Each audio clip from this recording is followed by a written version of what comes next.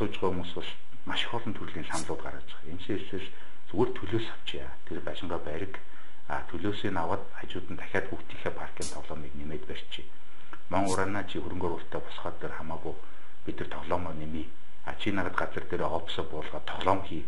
Гэрмжлэнгээр ингээд хүмүүс ярьж байгаа. Энэ бүхэн чинь бид нар гол нь ярилцж байгаа гэдэг нь хамгийн том бололт. Бүх талаас уулзаад цөөхөн монголчууд яриад шийдлийг гаргадаг байх хэрэгтэй. Эннийхээ эхлэлийг л бид нар өнөөдөр тавьж байгаа. За тэр хардталтыг бол угаасаа ойлгож байгаа. Монголчууд бие биенээ хардсаар байгаа. Улс төрд нэг эрүүл юм ярьж орж ирсэн хүмүүсээ эрх олж өгч хаяг зүүж явсаар байгаад үндсэндээ ямар нэг байдлаар л унагдаг ийм л системтэй болцсон улс шүү дээ. Тэгээ өнөөдөр бид нар нийгмийн хамгийн шудраг бүлэг болсон залуучуудыг төлөөлж, залуучдын байгууллагыг төлөөлж энд явж байгаа хүний хувьд би аль нэг группийн талд ороод ч юм уу, аль нэг хүний талд ороод ч юм уу, эсвэл ерөнхийлөгчийн даалгавраар ч юм уу энэ бүдийг хийх надад ямар ч шаардлага байхгүй.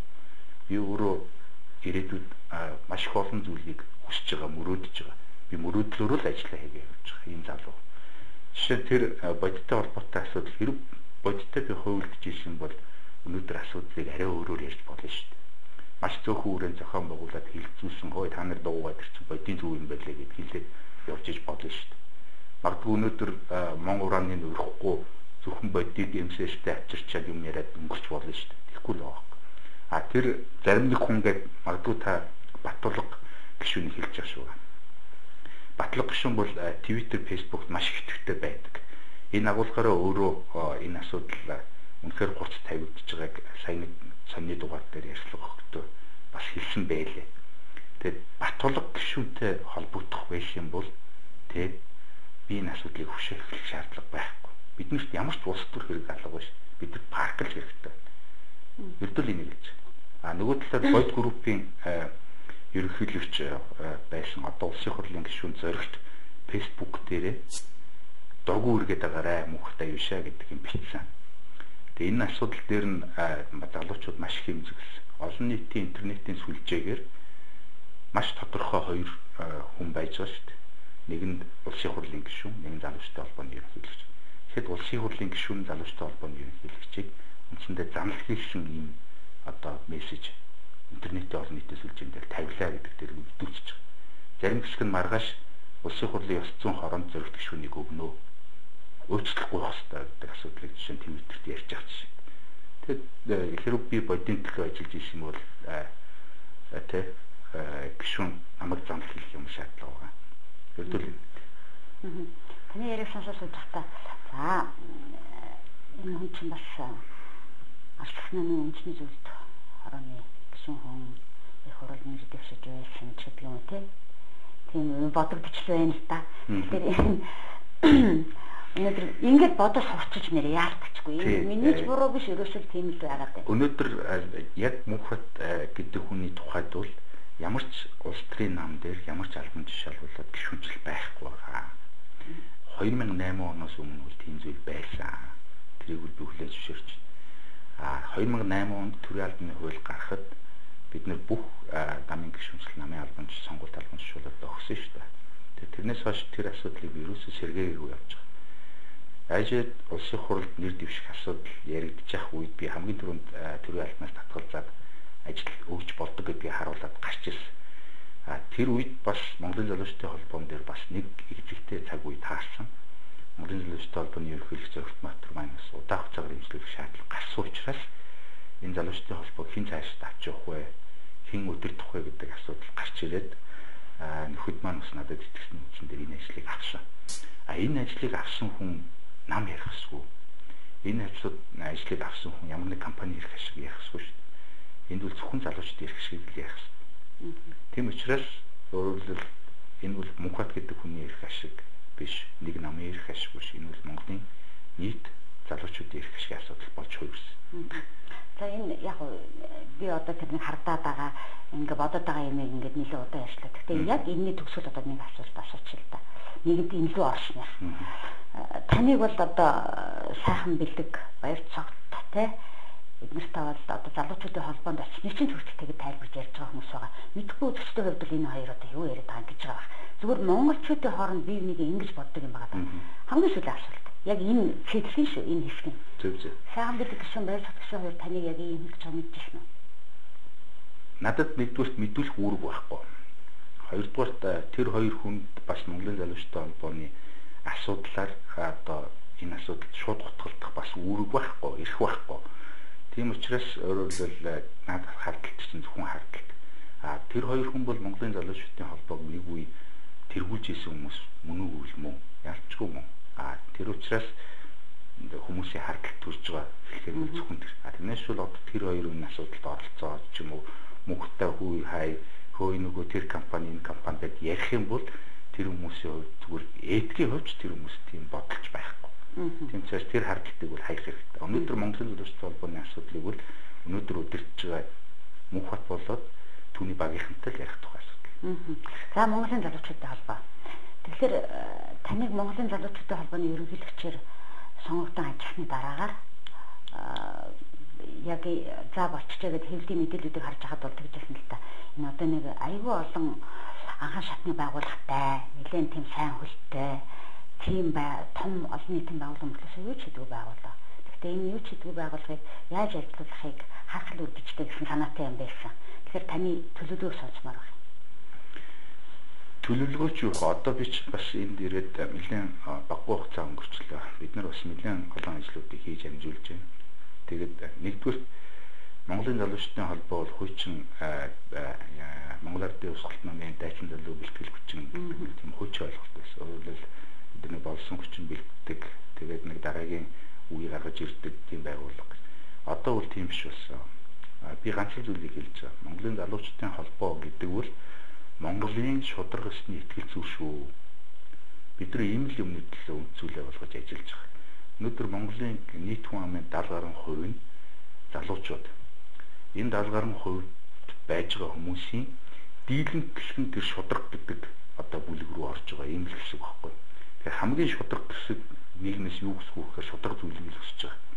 Тийм учраас бид нар өнөөдөр Монголын залуучуудын холбооны гол үнд зүйл бол ерөөсөө шударга итгэл зүрэл байдаг. Энэ л ганцхан мөрөөр тавьж ажиллаж байгаа. Тэрнээс бид нар ямар нэг намын дайчин бэлтгэл хүчин эсвэл дараа нь төрж болоод хүн бэлддэг ч юм уу тийм юм ерөөсөө байхгүй. За дээрээс нь бид нар хуучин бидэнд байсан олон сайхан зүйлүүдийг бас бид нар зарим нь мартсан. Тэр бүгдийг хүсэргэж хуучин Монголын бүхэл байгууллагууд дээр эвлэлийн үүр гэж байдаг. Тэр нь асуудлаа дотроо яриа шийддэг, проблемыг хинэг хүн рүү шийддэггүй бүх асуудлаа ингээд шийдэхин төлөө өөрсдөө санаачлах гаргаж шийдэл гаргаж ажилладаг байсан. Энэ тогтолцоо байхгүй болсноос болоод зөвхөн юм нэвтдэг, хин юу хэлэх вэ гэж хардаг, юм гуйдаг, энэ сэтгэлгээд нийгэмд яг тахал шиг болчихсон байна. Тэгээ энийг устгахгүй төлөө бид нэр бүх байгууллагууд дээр залуучуудын зөвлөлийг байгуулъя гэдэг ажлыг эхлээд явж байгаа. Өөрөлдөл бид нэр хөлөө улам тэлж байна гэсэн. Дараагийн нэг юм бол залуучуудын хороодыг байгуулж эхэлж байгаа. Залуучуудын спортын хороо, залуучуудын хүнсний хороо, залуучуудын эрүүл мэндийн хороо, залуучуудын гэр бүлийн хороо, залуучуудын ажилгүйдлийн хороо гэх мэт хороодыг байгуулж эхэлж.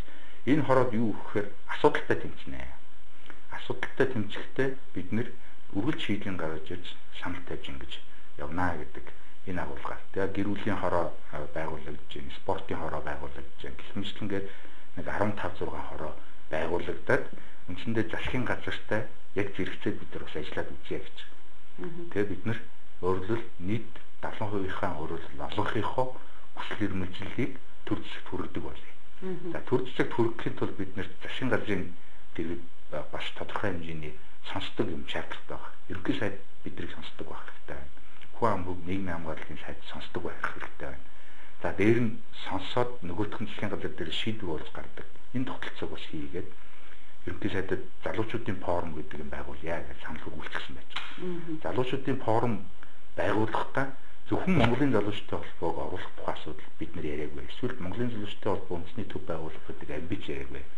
Монголын оюутны холбоо, GCI, нөгөө Rotary, за тэгээд сурагчдын холбоо гэх мэтлэн ингээд бүх нийгэмд нөлөөлж чадж байгаа залуучуудын байгууллагыг бүгдийг зэрэгцүүлж авчирч байгаад үгийн сонсоод гарчаал гэж.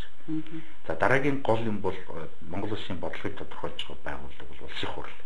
Бид нар хавар улсын хуралд залуучуудыг дэмжих лобби бүлгийг байгуулсан.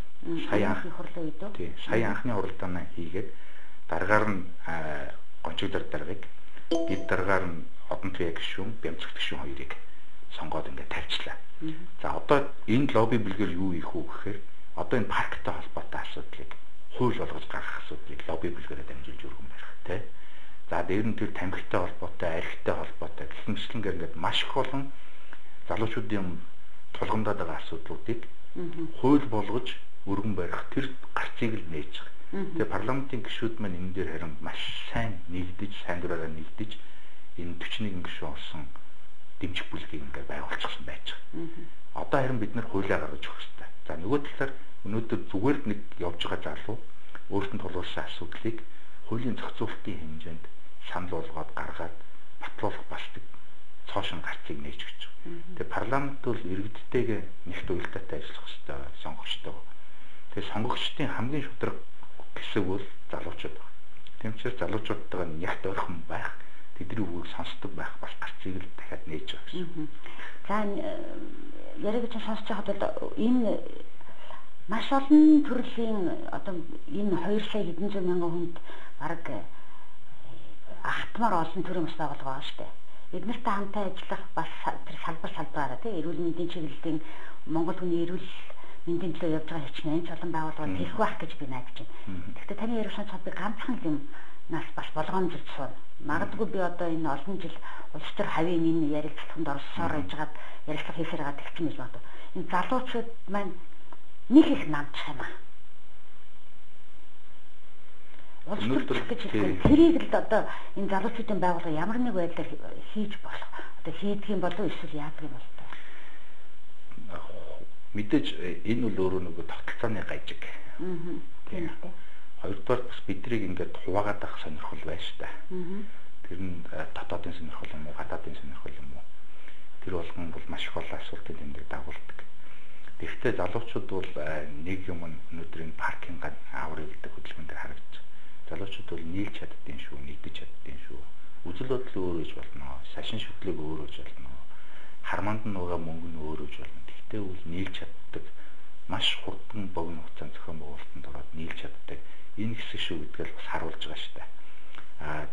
Яг тэр намжрахдаг, улс төрчдөг асуудлууд дээр бас хоёр альтернатив явж байгаа. Нэг нь юу гэхээр ерөөсөө 40 хүртэл насны залуучуудыг намд илсэх бол намын гишүүнчлэлтэй байх асуудлыг хорьсон ийм хуулиор нь оруулах яасан бэ гэдэг ийм асуудал ярьж байгаа. Өөрөөр хэлбэл бид нэр 40 хүртлээ Эрдэнэ боловсрол нөгөө гэрээ засах ажлаа хийчихье. 40-оос хойш намд орё. За нөгөө талаасаа бол нөгөө улс төрийн намын гишүүнчлэлгүй байдах гэдэг юм руу эхний бүлэг нь бол залуучууд гэсэн том масаа. Өөр ирээдүгөө бид нар хамгаалаад нэг намын гишүүнчлэлээс гарчээ гэсэн бас нэг юм байна. За дараагийн нэг хэсэг бүлэг хүмүүс ярьдаг зүйл бол ерөөсөө улс төрийн намын дэргэдэх байгууллага гэдэг чинь юу юм бэ? Тэр ерөөсөө утгагүй юм байна. Залуучуудын эмгтээчдийн тэрийг ерөөсөө болчих. Тэгээ нам дотор бол карьер гэдэг ерөөсөө ганцхан шатлал байх ёстой. Тэр шатлалаараа л залуучч бай, хөгшинч бай, эмэгтэйч бай бүгдээрээ явъя. Дэргэдэх байгууллагууд ингэж юм хийх чи ерөөсөө болохгүй юм байна. Зөндөө алдаа төтөлөд гараад байна шилээд. Тэгээ магадгүй энэ бол бас явуулж болох санаа надад гэж харж байгаа. Тэгээд залуу хүмүүс өнөөдөр эд юм хийх үедээ тий шалтгааны улс төрийн асуудал яриад ингээд улс төрчөөр хайрын сайхан цагаалаад байгаа. Төдөөг хэлж байгаа. Минийхөө мөнгө эд байлиг гэдэг бол харьцангуй үнэтэй зүйл шүү. Цаг хугацаа гэдэг бол харьцуулшгүй үнэтэй зүйл шүү. Тийм учраас чиний цагаас бол хүмсэлж байгаа хүн болгонтэй шийдвэрлэх хэрэгтэй гэдэг асуудлыг шийдэлж байгаа. Нөгөө талаар бидний цөөхөн монголчуудыг энэ хуваах бодлого гэдэг бол үе үед явж ирсэн. Энээс одоо бид нэг өөрсдөө ядаж ирээдүйн үе өнөөдөр байгаа хүмүүс ингэж хамгаалж авч гарах ийм шаардлага байгаа шүү дээ. Хүүхд ч гэсэн бидний ирээдүй шүү дээ. Одоо тэр хүүхдийн паркийн асуудлыг хүүхд өөрөө ярьж чадахгүй шүү дээ. Хүүхд ч эрхээ хамгаалах гэж тэмцэж чаддаг тийм нийгмийн бүлэг биш байхгүй. Тэдний төлөө бид нэр санаа зовж шүү дээ. Бид нэр аав хүний хувьд те бид нэр ирээдүгөө бодож байгаа хүний хувьд өнөөдөр зовхгүй бол маргааш үнэхээр бүрхэг байгаа.